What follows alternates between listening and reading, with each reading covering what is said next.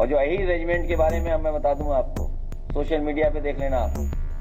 हरियाणा के लोग, गुजरात के लोग, राजस्थान के लोग जितने भी अहीर रेजिमेंट मांग रहे हैं सब भारतीय जनता पार्टी को वोट देते हैं।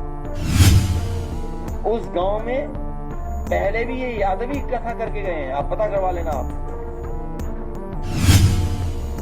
कोई किसी की हैसियत है कि धीरेन्द्र शास्त्री को बुला ले अपने घर कथा के लिए? कोई अंडर टेबल लेगा वो बाबा पैसे? आप पता करवा लीजिए, अंडर टेबल नहीं लेते हैं वो धीरेन्द्र शास्त्री क्या? कथाबाज में भी पता कितनी कीमत होगी उनकी, फ्री थोड़े नहीं। तो क्योंकि ये परिवार गरीब था तो इन्हें सस्ते में कथावाचक मिल गए, वो हमारे समाज के। विवाद बढ़े नहीं, झगड़ा बढ़े नहीं, इसलिए मैंने उन्हें बुला करके यहां सम्मान कर दिया। और जो घटना हुई इटावा में, जो कथावाचकों को मैंने बुलाया, वो मैंने इसलिए बुलाया कि समाज में दूरियां ना हो। उस गांव में पहले भी ये यादवी कथा करके गए हैं, आप पता करवा लेना आप।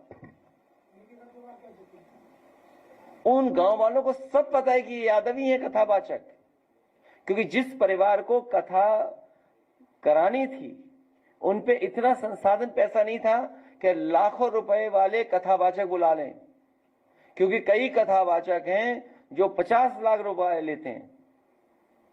कोई किसी की हैसियत है कि धीरेन्द्र शास्त्री को बुला ले अपने घर कथा के लिए?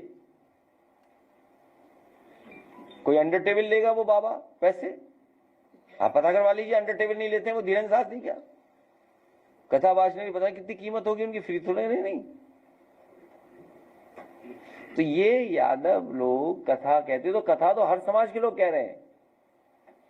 बड़ी संख्या में जो गैर बरादरियां हैं सब बरादरी करती कथा। तो क्योंकि ये परिवार गरीब था तो इन्हें सस्ते में कथावाचक मिल गए, वो हमारे समाज के। विवाद बढ़े नहीं, झगड़ा बढ़े नहीं, इसलिए मैंने उन्हें बुला करके यहां सम्मान कर दिया। उनकी ढोलक छिन गई, उनकी चैन छिनी, उनका वो जो हमारा उसका हारमोनियम छिन गया। और जो वो अंधा है बेचारा जो ढोलक वाला, वो कठेरिया बिरादरी का है। हमने तो नहीं कहा कभी कठेरिया, आपसे कहा हो तो बता दो। कठेरिया बिरादरी का अंधा ढोलक बजा रहा, अपना जीवन यापन कर रहा कथा के कार्यक्रमों में। आपने उसकी ढोलक छीन ली, हारमोनियम छीन गया।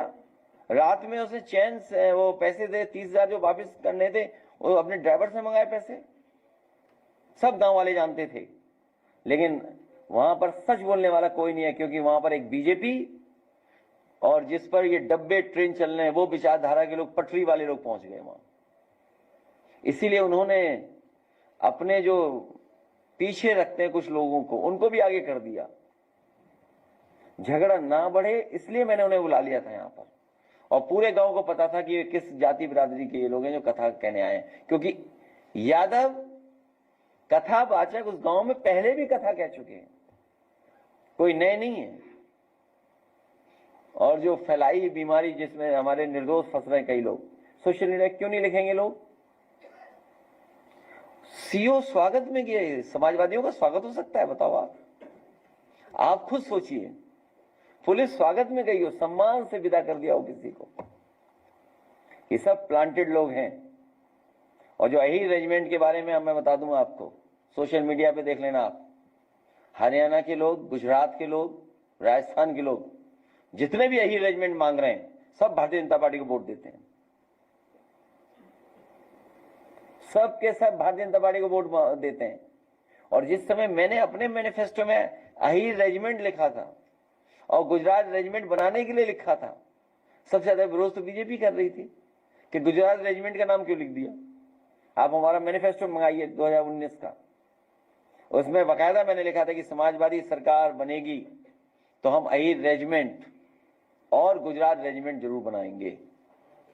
उन्हें आपत्ति थी गुजरात रेजिमेंट क्यों बना रहे हो। जितने ये राजस्थान के हैं, हरियाणा के हैं और गुजरात के अहीर रेजिमेंट जो मांगते हैं वो सब बीजेपी को वोट देते हैं। अगर ये बात सच थी तो पता कर लो आप। लेकिन उन्हें दिखाई दे रहा है उत्तर प्रदेश का चुनाव, अभी प्लांटेड लोग कम आए हैं। अभी प्लांटेड लोग देखना कितने आते हैं। तो हमसे कोई खिंचा ले फोटो, लेकिन हमने रेट तय कर दिया कुछ मैंने। आज मैं व्यापारी साथियों को धन्यवाद देता हूं, आज इन्होंने लाखों रुपया मुझे दिया, लाखों रुपया दिया। आप कल्पना नहीं कर सकते कि हमारे व्यापार सभा के लोगों ने कितना हमारी मदद की है, लाखों। भाजपा कह रही है कि जो माफिया थे वो मिट्टी में मिल चुके हैं या उत्तर प्रदेश छोड़ के